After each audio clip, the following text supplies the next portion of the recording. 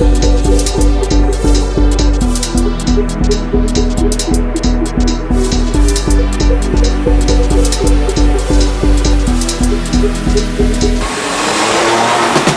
à toi, j'espère que tu vas bien. Alors aujourd'hui on se retrouve pour le meilleur moment de l'année à Monaco. On est au Grand Prix de Formule 1. Au programme on va voir des supercars, des hypercars, peut-être des pilotes de Formule 1 qu'on va croiser. Ça va être incroyable. Je commence cette vidéo dans un SQ7 ABT. Ça annonce la couleur de la vidéo. Allez, c'est parti.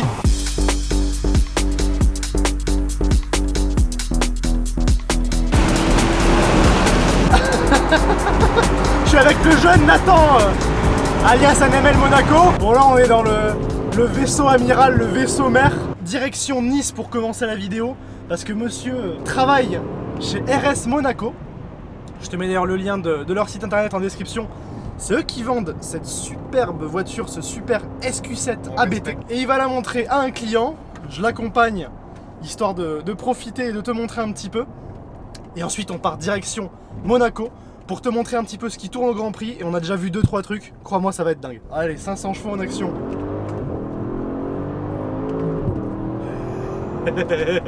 Alors tu vois, ce qui est dingue à Monaco, c'est que là on est en SQ7 ABT. On a devant un Bentayga hyper sympa, une 350Z dans un autre style. Et du coup c'est la même plateforme en fait au final entre le SQ7 qu'on a ici et le Bentayga devant. Alors là on a une M2 devant, écoute, il fait un peu de son quand même.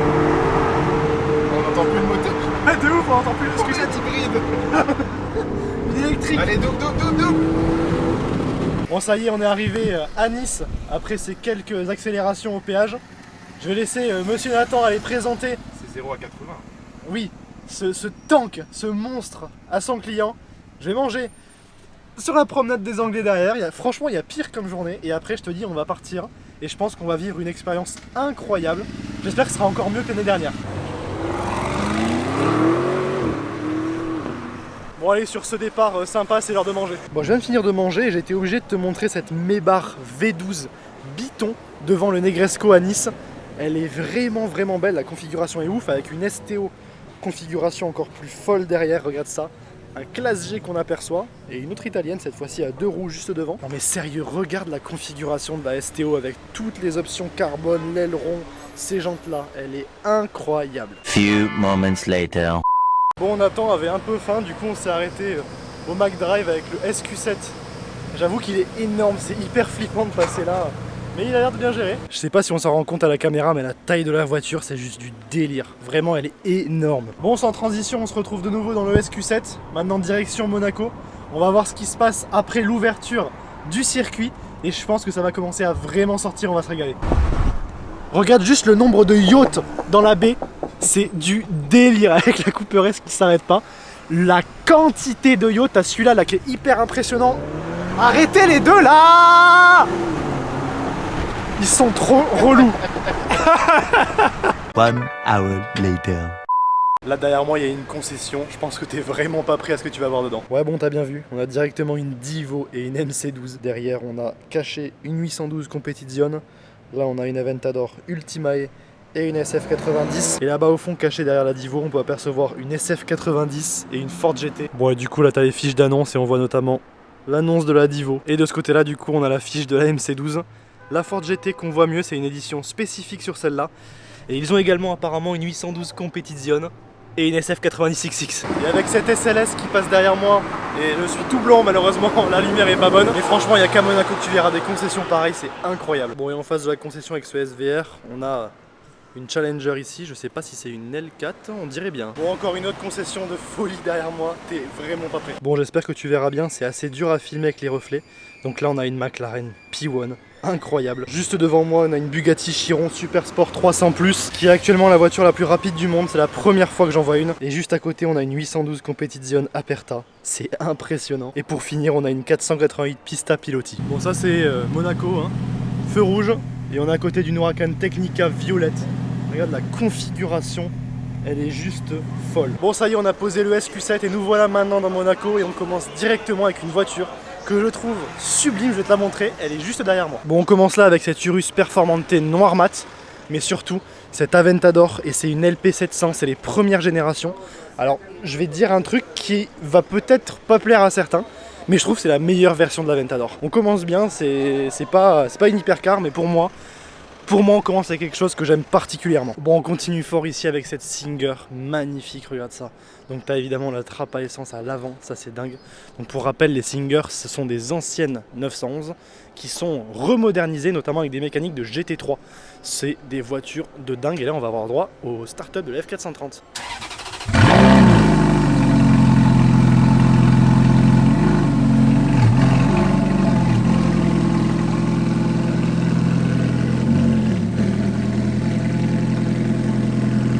Oh, tu sens vraiment que c'est encore les sonorités Ferrari à l'ancienne. Oh, ça fait plaisir d'entendre ça.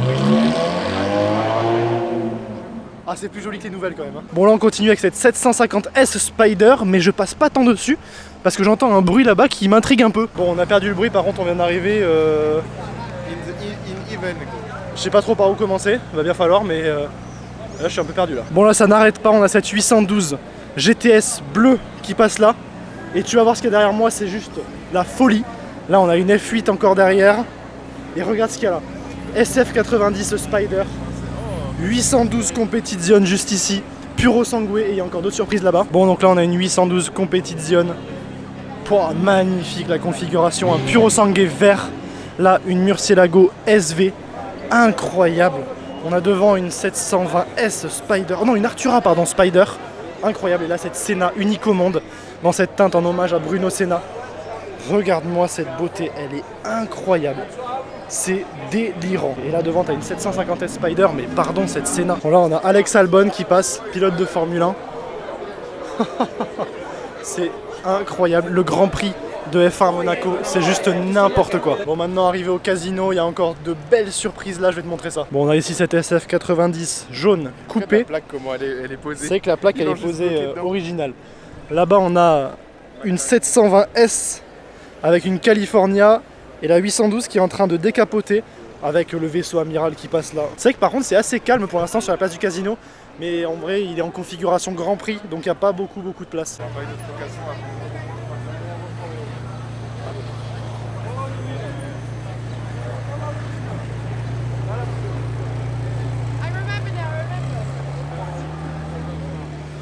Bon, on vient de se poser au Fermont pour voir un petit peu ce qui passe. Derrière moi, il y a une Zonda Cinque, une SLR Stirling Moss, il y a une Senna, il y a aussi une 250 GT California de mémoire. Malheureusement, elles sont dans le Fermont. Et je pense pas qu'on pourra aller les voir, c'est une exposition qui a été faite par bout de scène. J'aurais adoré voir la Zonda Cinque. Malheureusement, je pense que ce sera pas possible. Mais il y a quelque chose qui me dit qu'on va avoir des lots de consommation.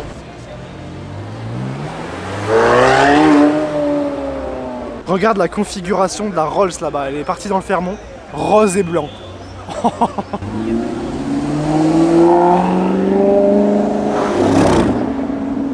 Bon, toujours aussi sympa quand même le son du V8 de la MC Strada. Par contre l'aileron sur la M4, je suis quand même vachement moins sûr là. Là on a un duo de Ferrari noir, une F8 ici.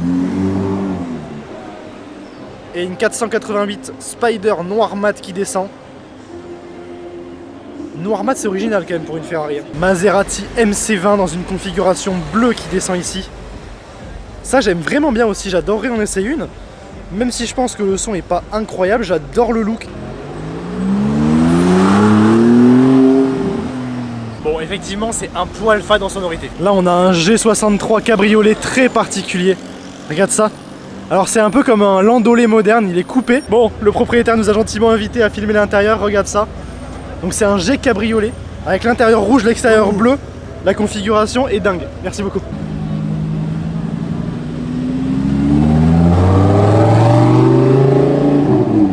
Le classe G cabriolet, il était quand même plutôt stylé, je dois avouer. Regarde ce combo SLS, avec derrière une Turbo S.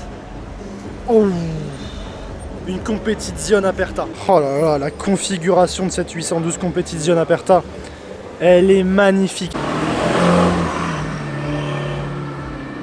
J'étais à vraiment rien de rater cette incroyable GT Black Series jaune, elle était incroyable. Très belle configuration sur la R8 en blanc comme ça. C'est vraiment joli. C'est gris je crois. C'est un gris? Ah peut-être. Là on a une 599 HGTE jaune, la configuration. Ça c'est beau quand même. Et avec la plaque 599F. 296 GTS ici. Ah c'est classe. C'est classe mais c'est pas celle qui me fait le plus rêver quand même. Waouh, regarde ça. Je dis qu'il y en a 25 dans le monde. Ouais, il y en a 25 de celle-ci, regarde ça. C'est une version très spécifique de la SLR. Écoute. Là, on a un XM Red Label. 500 exemplaires, ils sont numérotés, c'est une édition spéciale du XM.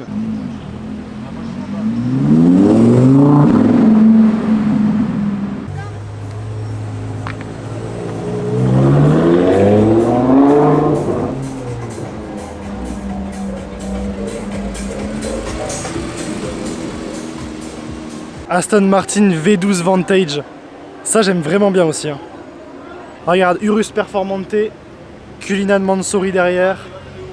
Là, j'ai la V12 Vantage, pardon, avec la Mulsanne. Oh, il y a trop de choses. 430 Spider. Là, ça commence à être chaud. La HGTE qui revient là-bas. Là, ça commence à être très chaud. Oh là là, le son là-haut.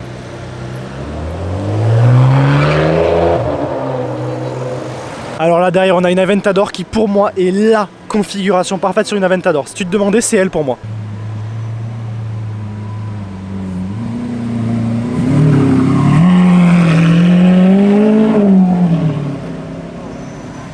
Pour moi cette configuration là, Aventador Roadster LP700 dans ce bleu pâle avec ses jantes et l'intérieur crème, c'est le combo parfait. Là-bas on a une Huracan Technica vert mat et là une 97 GT3 avec je pense la boîte manuelle, les versions 3 litres 8. Là on a la Cobra, regarde. Oh, écoute le son. Ah, je suis dégoûté, je l'ai vu qu'au dernier moment la Cobra.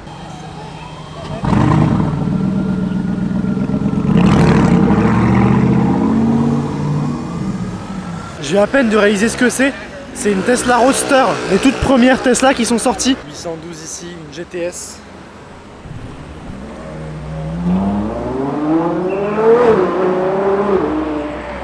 Ah, le son de ce V12, ça me rappelle l'essai de la 812 GTS que je t'avais fait. Pff, magnifique. Une DBS Superleggera ici. Superbe. En noir mat, je crois que c'est l'édition spécifique. Peut-être pas, non. Non, c'est pas l'édition celle-là. Mais qu'est-ce que c'est beau en noir mat comme ça. C'est la grande classe. À l'opposé de la 812 qui est plus démonstrative. Classe G Brabus ici. Là, une GT3 Touring qui passe.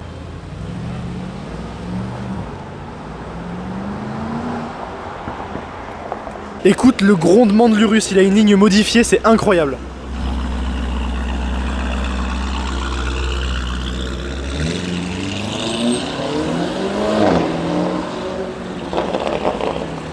Là, on a une 190 Evo 2, regarde ça.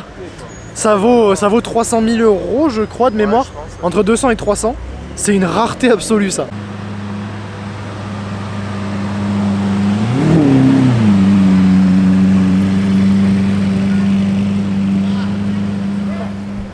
Et là on enchaîne sur une 720, non, une 570 ici. La Ventador est dingue. Hein.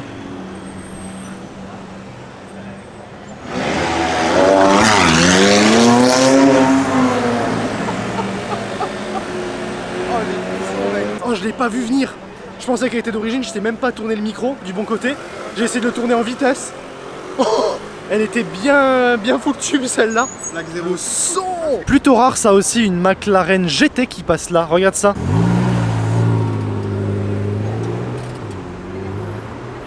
Et encore une HGTE ici.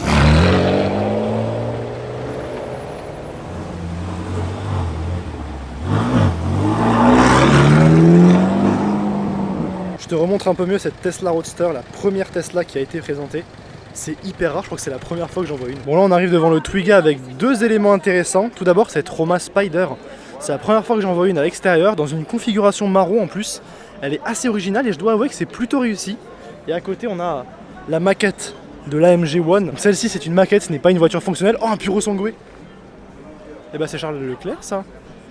Je crois bien que c'est Charles Leclerc. Bon là on a le classe G électrique accessoirement. En tout cas ça c'est un Puro Sangué blanc qui est très beau. Je me demande si c'est pas celui de Charles Leclerc, je suis pas sûr. Bon, et pour revenir sur l'AMG One en maquette qui est derrière moi, je veux pas te spoiler mais c'est possible qu'on voit la vraie dans pas très longtemps. Duo F8 et 296 là. Et 812. et 812 à côté effectivement. Donc là on a cette 96 grise qui est pas mal dans cette configuration là en vrai. Bon attention Max, on arrive à l'endroit où potentiellement il pourrait y avoir la MG One. Première fois que j'en verrai une. Bon alors là on a cette 765 LT orange et là une 650S Spider. Elle est dingue et je me demande si c'est pas une Nürburgring édition, auquel cas il y en aurait 8 dans le monde. Bon c'est bon les gars, j'ai une très bonne nouvelle. Ah ouais. Alors la voilà, la MG Project One, la fameuse, celle dont on parle depuis des années. La première fois que j'en vois une, donc c'est littéralement une voiture, c'est littéralement une F1 qui a été homologuée. C'est un moteur de Formule 1 qui est d'ailleurs homologué seulement 30 000 km par Mercedes. C'est un moteur de course dans une voiture de route. Une hypercar extrêmement rare, certainement une des plus extrêmes de la production actuelle avec la Valkyrie. Elle est tout simplement impressionnante. Alors tu as à l'avant ces flaps qui viennent se relever quand tu freines. Il y a de l'aéro caché à peu près partout sur cette voiture et elle est extrêmement fluide, c'est ça qui est étonnant par rapport à d'autres hypercars. Mais il faut avouer qu'avec cette arête dorsale, elle est juste impressionnante. Oh là là là là. Là je suis content. Très beau GT4 RS qui passe là. Suivi d'une 812.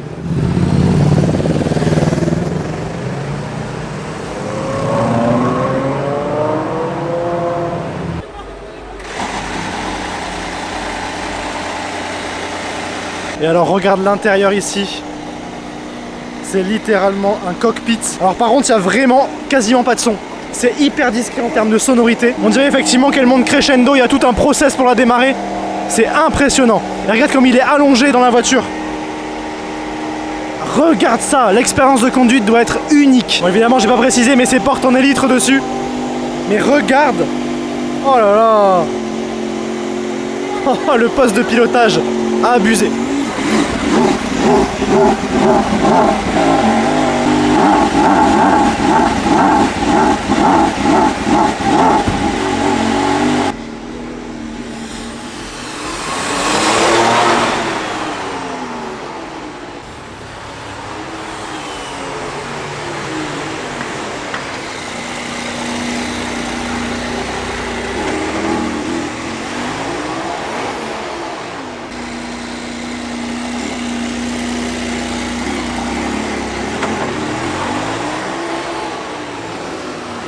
Oh ça y est la One. Est-ce que t'as vu à l'accélération, la première accélération, la rapidité de la voiture, c'est une fusée.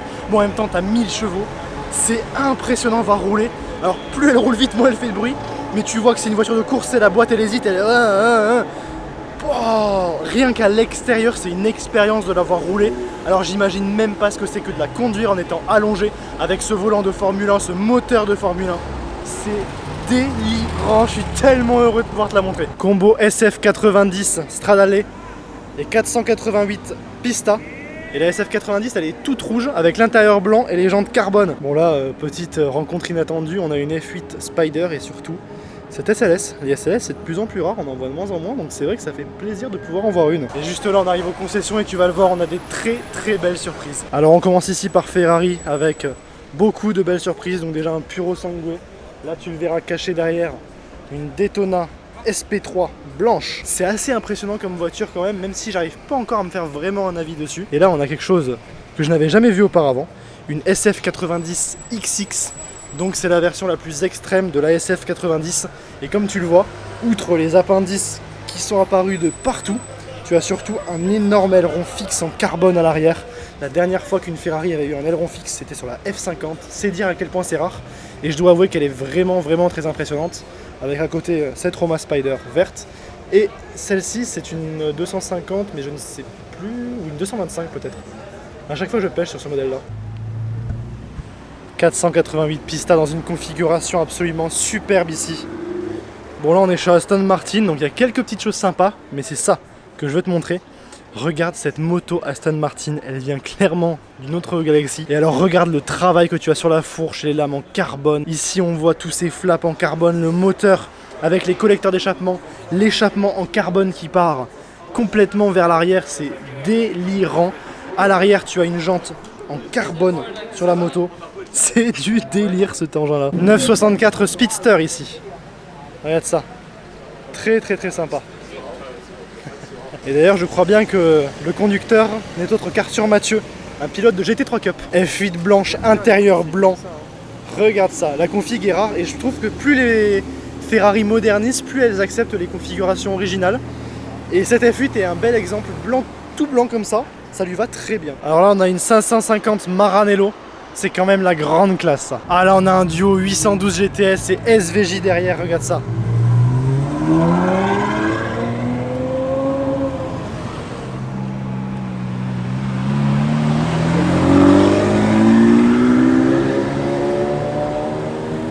Ok, il y a une Daytona SP3 qui passe là, regarde, elle est magnifique, elle est carbone exposée celle-là.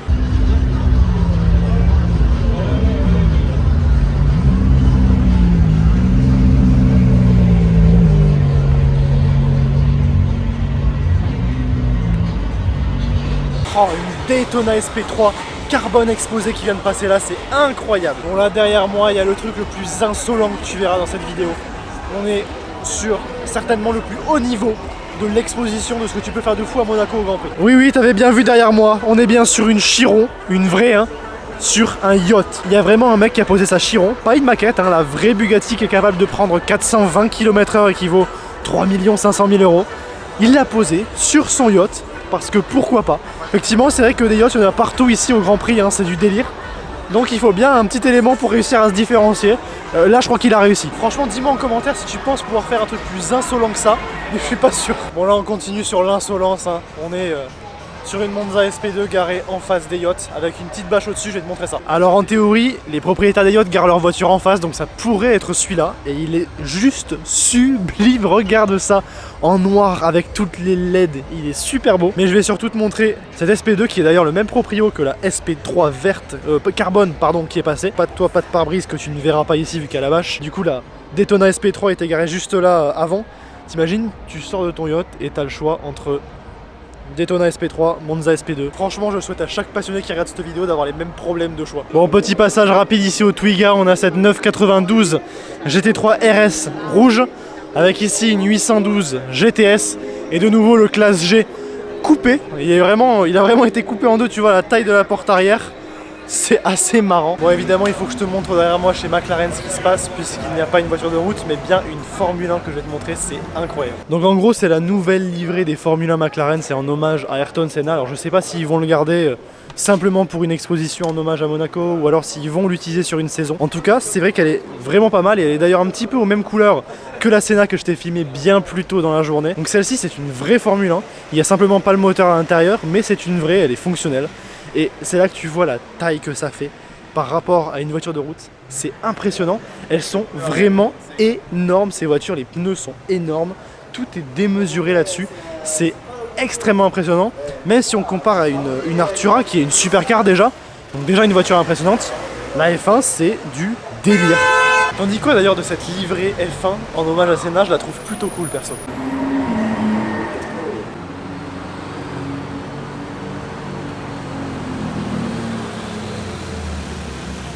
Là on vient d'avoir la Daytona SP3 qui est passée en mode furtif. C'était beau.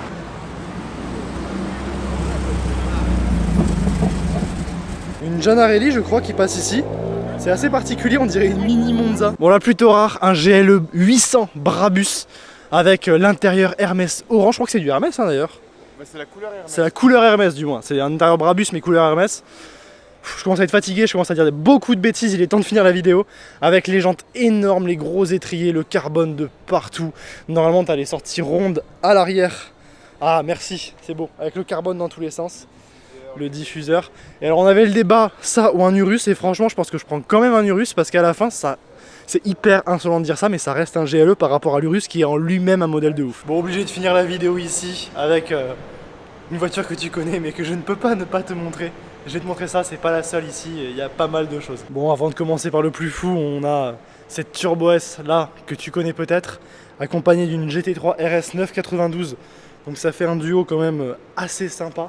Là on a cette SVJ sous bâche. Au fond on a cette Phantom 8 avec une F8 Tributo. Là un Urus, je sais pas si c'est un S ou un Performante. Je crois que c'est un S, ouais, il y a l'inscription.